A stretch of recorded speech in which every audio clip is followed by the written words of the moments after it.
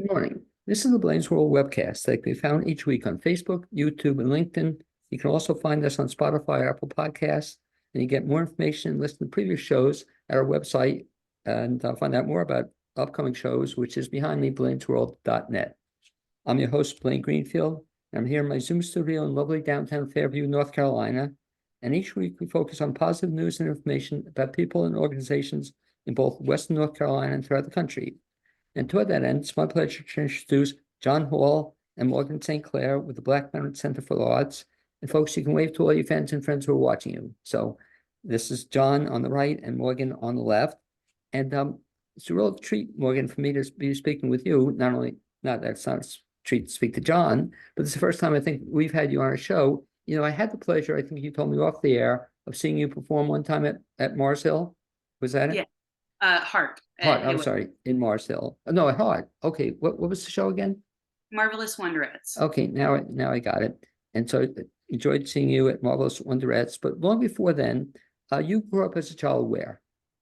I grew up in Statesville, North Carolina. And growing up as a child in Statesville, North Carolina, did you always know you wanted to be a performer?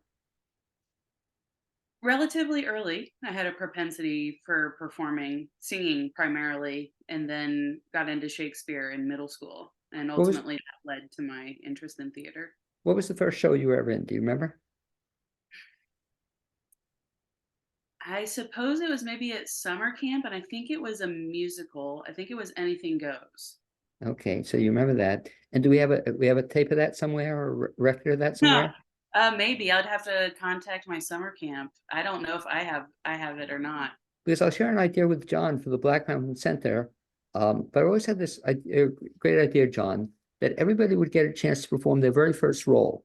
You know, wouldn't that be cool that, you know, as a kid, you could relive this and would do as a fundraiser, you know, so you didn't have to do the whole part, or some people were a tree or something, you know, but think about that. So keep that in mind as a fundraiser for Black Mountain Center. I think it'd be a lot of fun, wouldn't it? That could be fun, yeah. Yeah, especially if people don't have a record of the performance. So you were, as a kid, you were in those shows. And when did you get more serious about becoming a performer?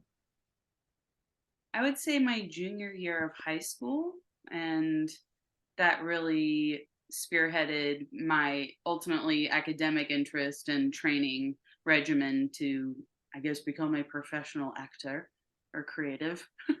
In theater, for the most part. Yes. And you've been in, ever since high school, you've been in theater? On and off. I've bit bopped around in some professions. I also worked as a production assistant in film and television and special effects makeup, and kind of dabbled here and there in the industry, as it were. So how'd you find out about the show is Popcorn Falls, is it? How'd you find out Yes, about the it? show is called Popcorn Falls. I'm just on a mailing list, and I get a list of new titles that are coming out that are available. And I saw that one, and I thought that looks like a ton of fun. That seems like something that would be great at the Black Mountain Center for the Arts. And one of the things, John, I love what you do at the Black Mountain Center of the Arts, and you're chair of the board still, is that it? I am the chair of the board, and just wrapping up my third year, yes. In your spare time, among other things, we do. But one of the things I admire about you, John, that you do, you bring in stuff that I've never seen before. A lot of people have never seen before. Popcorn Falls is certainly one of those shows. Right. Go ahead. Birds of North America, which was 2 years ago, had not been seen in this area, and Popcorn Falls is also new to at least Western North Carolina. I don't know that I found a production in North Carolina even. It's only about 7 years old. And that's one of the cool things I think you're doing at the center, because a lot of other theaters do stuff, no offense to the other theaters, but have been done over and over, you know, again, and every 3 or 4 years they surface. So this certainly is the first time I've seen this. And for my benefit, and for the benefit of other people as well, can you give kind of the Reader's Digest version of what Popcorn Falls is about? Sure. So the town of Popcorn Falls has a new mayor named Ted Trundle, and it's kind of down on its luck, this small little town, anywhere USA. And it's having a cash crunch, and they think they're going to be getting some money from the county. And the evil county supervisor, he says, well, there's money, but only if you use it for a theater. you can't have the money for anything else. It has to be for a theater. And of course, we don't have a theater, so we come up with the idea if we put on a show, then we'll have a theater, and we can get the money, and we can use the money to save the town. And so that's what this show is about. You're putting on this show? It is. It's taking a group of citizens of this little town, some very wonderful but somewhat eccentric citizens of this town, who are coming together, who have barely a clue on how to put on a show, but by golly, we're going to put on a show. It sounds like a Mickey, Rooney, Judy Garland type thing. Let's put on a show. There's that to it, yes. Let me ask you this. So how does Morgan come into play? Morgan's role is what? So Morgan has numerous roles. So this is a two-person show, and we both play more than one character, and Morgan plays about 8 different characters. I think. Well, I love those kind of things. Let me ask Morgan then. Is this the first time you've ever done that, playing a variety of roles at one time? I believe so. Or eight is certainly a lot. John, how many roles do you play in this? I am playing 4, I believe. Yes. Okay. I'm mostly playing the mayor, but I have a few other smaller characters. Okay. And have you done that before, playing multiple roles? Yes, I have in some plays, but also with storytelling. Okay. But yeah, the storytelling is one thing, but do a show, with 4 roles, 4 plus 8 parts as well. That's kind of tough, I would imagine, Morgan, but it's kind of fun, is it, to do this? Very much so. It's challenging, of course, especially since a lot of these characters are very distinct in how they're described in the character descriptions and have varying dialects and age groups. So it certainly allows us to run the gamut and work a lot of our muscles as performers, for sure. Now, are you doing so also? Are there a lot of costume changes in this as well? We're keeping it minimal. We're Okay. actually keeping it minimal. So it's going to be some prop usage and maybe some lighting shifts. But generally speaking, it's going to be conveyed primarily through our performance, our physicality, and vocal inflections. Okay. And so the voice you have in this, you have 8 different voices you're going to be having in this role, in this part? No, I don't think it came out to 8 in totality. Maybe there's a few that are reminiscent of my natural speaking voice, because I feel like that is truly, at least the most easeful inroad to a truthful performance. And then I have I don't know, I'd say 3 or 4 dialects or accents. Well, let me put it on the spot then. Let's hear just one of them, if I can. Oh dear. Well, I'm doing a standard Southern accent, so I have a gentleman that's going to be a Southern man. And then I have a woman the most difficult switch is when I go between the Southern man. So I have to go from a twang to a Northeastern kind of like Massachusetts kind of standard dialect, where she's going to have a more, she's the school teacher who is very sassy, and she has very no nonsense and very brash. And what else? And then of course you have Hans. I have Hans, so I'm playing. I play a German character. He's got a German accent. He speaks in the German accent, and that's my biggest leap. It's one thing because Scott Keel is our director. Okay. And one thing he and I talked about when we first discussed doing the show was that we want these characters to be as real as possible. We want the audience to be able to care about these people. Even though it's a comedy, it's all based in a real strong need, because they need and they want so badly to save their town. Mm-hmm. And the only way they can do it is to figure out, kind of blunder through and create a play. And they're all a little bit out of their depth, or a lot out of their depth. So there can be some silly situations, and there are some very silly situations. But we're trying to ground that in the reality of what those characters really want and need. And what I love about the show, just as you're describing it, John, is finally we get to see something where theaters not coming down, closing, but starting, which is kind of, you don't have to fight to save the theater, but actually start one. The only thing I guess I'm disappointed. Having a theater will actually save a town. Okay, which is really cool. I'd like to see that elsewhere too. But I guess we won't see though one of my other favorite characters you've done when you're at North Carolina Stage. And what's the character, the last one? I just love that character you played. What's his name? So in December, in Jeeves Takes a Bow, you saw me play Knuckles McCann. Right. And so we won't see Knuckles at this play? No, we didn't. I got no Knuckles character that talks like this. No, that's more. She's got one of her characters kind of talks like that a little bit. Yeah. But that's one I love seeing in that role. And John, to then segue back to you. So I've known you now for a while, seeing in a bunch of shows since I've been in Western North Carolina. But you started in your theater career. When did you start? You know, I started doing shows in high school and college, and then I say by my mid-20s, I was starting to get work in regional theater. Okay. And then also, in addition to the work you've done in regional theater, you also direct as well. Is that correct? Yes, I used to have a theater for young audiences at Pack Place back in the 90s, Mockingbird Theater Productions. And then I have most recently directed Pasquale Lacourt. I directed him at SART last year in Say Goodnight, Gracie. Which was just phenomenal. Did you get to see that, I did not. Oh, I yeah, did not. brilliant. And then Pasquale, I think, told me you're going to be in something else with him coming up. Are you with Pasquale or no? No, Okay. not that I know of. Okay, but but let me ask you back to directing, because that was just one of the terrific plays when the two of you did that particular show. Do you have a preference as to directing or acting? Oh, I really need to be on the stage. You really? Because Morgan, same thing too. Have you ever directed at this point in time?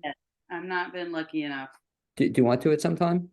Oh, yes, I certainly have an inclination towards it. I'm considering getting more into film directing than theater directing ultimately, but who knows what destiny has in store, really. Because John is one of the exceptions, because oftentimes I'll ask actors who are directors and vice versa, and they'll oftentimes say directing, but they don't tell the truth, John, because the truth is you don't have to memorize the dialogue, so just especially with Pasquale's show, it's just that was a lot of dialogue, and That was a lot of talking. That's right. He really came through on that. So, in terms of this play, who do you recommend should see it? Who's it for? Well, it's really kind of a family show. It's for, in fact, we have adult price tickets and we have youth tickets. We say about age 11 and up. So our youth tickets are $10. That's age 11 to 17, and the adult tickets are $20. But I really feel like it's funny for the family. Maybe not the littles, but for the family, absolutely, for middle school and up. Yeah. And the nice thing for the benefit of the folks who don't know about the center, talk a little bit about that, because it's like kind of this really cool place that does a lot of great stuff. And a lot of people still don't know about it. Yeah. It's wonderful. The Black Mountain Center for the Arts is right there on State Street, just next to the Swananoa Valley History Museum and the Drippolator. And we, at the Black Mountain Center for the Arts, we don't just present theater, we present lots and lots of concerts. We have lessons for kids. We have a jam, a junior Appalachian musician program for youth. We have dance classes. We have private lessons with guitar and piano and voice. We really serve the community. We give the people of the Swananoa Valley and Black Mountain so many opportunities to either express themselves creatively or to experience concerts and plays and things like that. And one of the great things I love coming to the Black Mountain Center, and I'll have you talk about this as well, is if you come, it's a great place also to go grab a meal either before or after a show, mostly before evening shows, but a lot of places to eat right around the center, right around the There's facility. So many wonderful restaurants right near there, yes. Yeah, which is great. So nice thing also, John, if you can, just talk about the facility itself, because wherever you sit, you're going to have a good seat. Is that correct? So true. It is a wonderfully intimate theater. We seat about 80. We'd love to fill that, of course, but it seats about 75 to 80, and everybody's fairly close to the stage. The sight lines are wonderful. and it's very easy to hear and see everything, and it creates um, a real community feel, because everybody's not scrunched together, but they're all in this intimate theater, and there's a lot of great interplay going between the audience and the performers. And I'll ask, in terms of Morgan, places you performed at, do you have a choice? Do you have a preference? This kind of facility, I assume you perform at other places like this. You mentioned Hart. Do you have a preference as to what kind of place you like playing in? Big theater, small theater? You have a preference? I can't say I do, but I will echo that what I do enjoy about this particular production is the intimacy, and how we are striving to have some interaction with our audience. It's a very dynamic piece, so there's a lot of us coming in and off of the stage, just because, again, all of these character shifts and how highly paced the show is. It's a roller coaster in many ways, so we're trying to incorporate our audience as much as we can into that ride. Who wrote the show, John? Is James Hinman is his name, James Hinman. Has he done anything else? Not that I know of. I know it made it to the show made it to off Broadway, but that's where I noticed the best credit for it was. Because it sounds like, and I don't know if you were ever in the show, It's a Wonderful Life. Were you ever in the condensed version, where they're in the snowstorm? Is that it went? No, with Willie Repolle's company, the Yeah. immediate Have you done that? No, I was never in that. I was Okay. never in that. I saw their production. It was quite good. I thought so, but this sounds a little like this, it's just a madcap kind of thing where all these people are doing all these different parts. Yes, it is madcap, and yet the thing that really won me over with this script as I was reading it the first time was the real heart that's in it. There's some real people in the play, real characters, and with real human emotions, that even when there are zany times, then you think it's almost going to spin out of control, there are those moments that really are very grounded in real human emotion. Well, I could talk a little bit also about the process of preparing for the role. So you've been in rehearsal for how long? About 3 weeks now. Okay, and so we have another 2 weeks or so afterward, and that's talk about this, Morgan. A lot of people don't realize it, and that's, John, why I love supporting theater in particular, because people have put so much time and effort into it over a 5 or 6 week period of time. How long are the rehearsals, or how often do you rehearse, Morgan?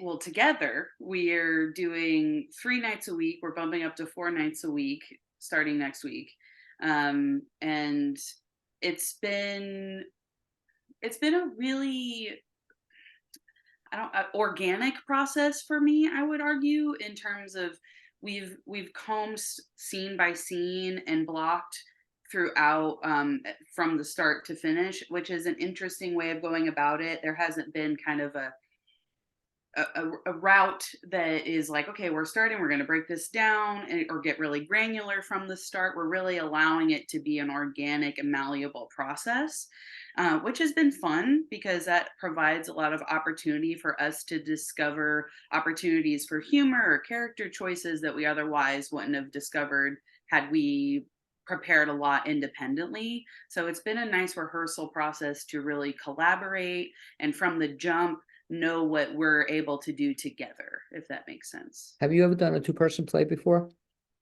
I have not. Okay, and same token, 1-person play you never did either?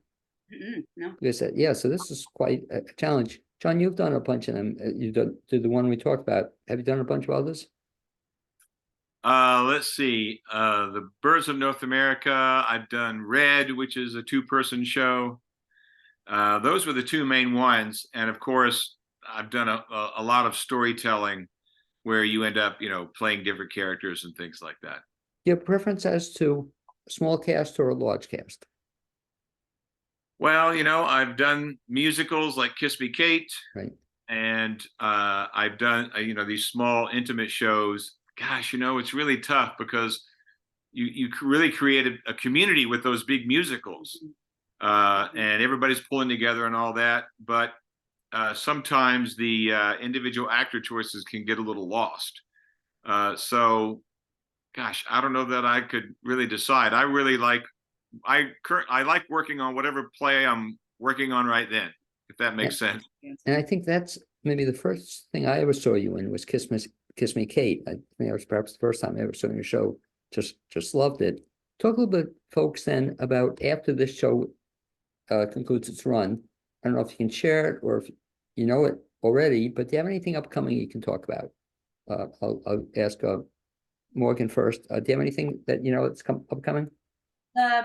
Next thing I'm really excited about is that I'm doing a workshop in Manhattan in June. I'm going to be learning about Meisner technique within singing. So to kind of inform my discipline as a musical theater performer, who's also a human navigating the complicated journey that is life and mental health as professional creatives, and it's been a really interesting process coming out of lockdown and then rebuilding who I've personally been and how I've approached my career thus far. And what I'm really excited about is collaborate or combining my experience with like mental health recovery and resourcing one's nervous system and regulating oneself within performance.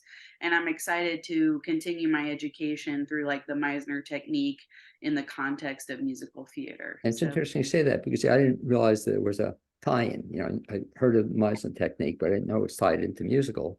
It's new to me as well. It's with the Jillian Page is the person who's spearheading it, and I'm really excited about that. And after that, I don't have a performance on the docket. We'll see what the future has in store, but I will hopefully be auditioning in the meantime. And let me ask you one final question in terms of nothing on the docket, but now we'll let you dream, if you would. Do you have this ideal role that you've always wanted to be?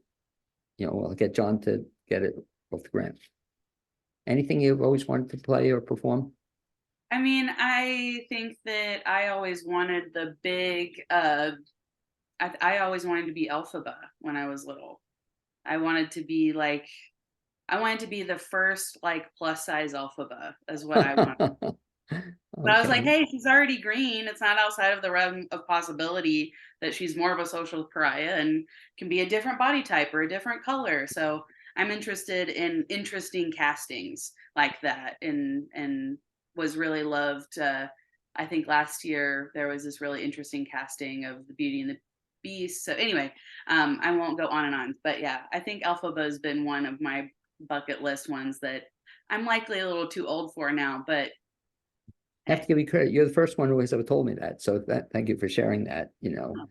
And I love to too, by the way, talk about the one other role I did see you in at the Heart. It was Marvelous. What was it? Marvelous Wonderettes. It was a 4-woman show. Right, something like that. I believe. And it was, you know, kind of a whole retrospective on Motown in certain periods because it takes place with the first act, I think, is 1960s, and then we come back together in the 1980s or something like that. And I don't know, it was a blast. It was a really fun show. My kind of music, you know, that's kind of music I like. It should be everyone's kind of music. It's great. And John, the same question. One, is there anything upcoming that you can share? So after this is over, what's upcoming again? So no shows in the next few months other than this one. But my daughter is pregnant, and so she's due in a couple of months. So that's a pretty big opening, a pretty big show right there. Roll up.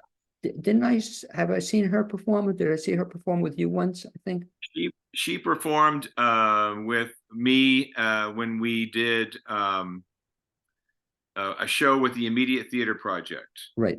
And what was the show? Do you remember? Oh, I think it was the Word Exchange. I think it was called something like that. But I recall seeing the two of you, which is kind of cool. Yeah, we were on stage together. Had you performed other things on stage with her? Oh yes, we did a show years ago when she was a kid at the Black Mountain Center for the Arts. It was called The Woodcarver's Christmas, and we also did Peter Pan together at ACT.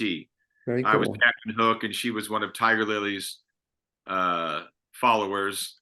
And then we did a show at my school, Art Space, because she was a student there. We did Oliver. She was the Artful Dodger, and I was Fagin. By the way, I could definitely see you in those two roles. You know, it's just, I won't say typecast, but it'd be perfect for you. And the last question, John, your bucket list. Do you have anything that you always wanted to do that you haven't done yet? I tell you, Blaine, for years and years, I've wanted to play Sweeney in Sweeney Todd. That's been kind of my dream role. It's a couple of times it's come up, but the timing wasn't right. And I'm afraid I'm probably too old for it now. But boy, do I love that role. That's a great one. It's too bad it's a little too large to do at Black Mountain Center. You know. Oh yeah, that would not work. But I would have loved to have seen you in that role. Anyway, John, to wrap up, if folks want to see the this upcoming show at the Black Mountain Center, the dates again and how to get tickets. Okay, so it opens on May 10th, Friday, May 10th. It runs 6 performances, closes on the 19th. And you can go to blackmountainarts.org, blackmountainarts.org, or just call the Black Mountain Center for the Arts, and they'll hook you up with some tickets. We'd sure love to see you there. Okay, We're guaranteed to make you laugh. I just encourage people to get tickets early because again, only 80 seats. That's right. I've only seen Morgan in one play, but anything John's involved in, it's been really good. So encourage people to come to it. And thanks for being my guest on this edition of the Blaine's World webcast. Also, I'd like to thank my producer, Cappy Tassetti. I'll hopefully see you, John, in a couple of weeks, man. Thanks. Thank you, Blaine.